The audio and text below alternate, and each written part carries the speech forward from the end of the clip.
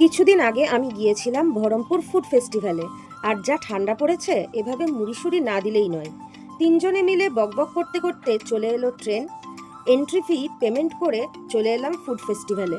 এই কাকু আমাদের ওয়েলকাম জানালেন এবং তারপরে আমরা চললাম গাড়ি। এরপর চললাম স্টলগুলো এক্সপ্লোর করতে। প্রথমেই নিয়ে নিলাম আমরা ক্রিস্পি চিকেন স্ট্রিপস, যেটা ছিল খুবই tasty, juicy and obviously very crispy. এরপর পাশের মিও আমরের স্টল থেকে নিয়ে নিলাম পিৎজা কুফা আর চিকেন ইন্টারনেট, যেটা টেস্ট ওয়াইজ আমার অ্যাভারেজ লেগেছে। এই ভিডিওতে কতগুলো খাবার খেলাম সেটা জানাও তোমরা কমেন্ট বক্সে।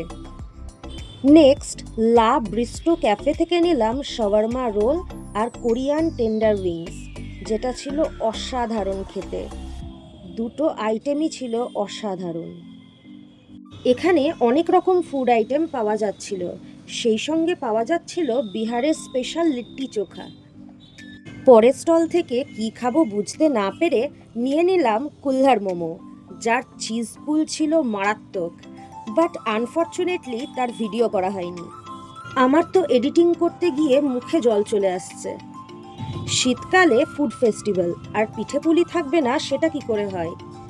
বাট আমরা পিঠেপুলি ট্রাই করিনি, বরং তার বদলে আমরা চলে গেলাম ডেজার্ট পান্ডাতে এবং সেখান থেকে নিয়ে নিলাম একটা 2-in-1 ওয়াফেল। এরপর বান্ধবীরা নিয়ে এলো কাঁচা আম আর লঙ্কার চপ, যেগুলো খেতে আমার সো লেগেছে, আর সাথে ছিল পেঁয়াজের কচুরি, এবং সেখান থেকেও আমিও ভাগ বসালাম। এত খাবার খাওয়ার পর এবার আমরা ঘুরে ঘুরে দেখছিলাম পুরো মেলাটা, এবং তখন আমাদের মনে হলো মিও আমর থেকে কিছু ডেজার্ট আইটেম ট্রাই করার কথা। এতগুলো ডেজার্টের অপশন দেখে সবগুলোই কিনে নিতে মন চাইছিল যদিও, বাট সেটা তো পসিবল নয়। তাই অবশেষে নিয়ে নিলাম 3টে ডেজার্ট আইটেম মিও আমর থেকে, এবং 3টেই ছিল অসাধারণ। আমরা নিয়েছিলাম ভ্যানিলা মুজ, রয়্যাল পেস্ট্রি আর ব্রাউনি। মিষ্টি মুখের পর এবং আমরা বাড়ির জন্য রওনা দিলাম, এবং সাথে বাড়ির জন্য কিছু খাবার প্যাকেটবন্দিও করে নিলাম, এবং এরপর চললাম বাড়ি। আজকের ব্লগটা কেমন লাগলো নিশ্চয়ই কমেন্টে জানিও, এবং যদি চ্যানেলটি লাইক, শেয়ার আর সাবস্ক্রাইব না করে থাকো তো করে নিও। ওকে, বাই।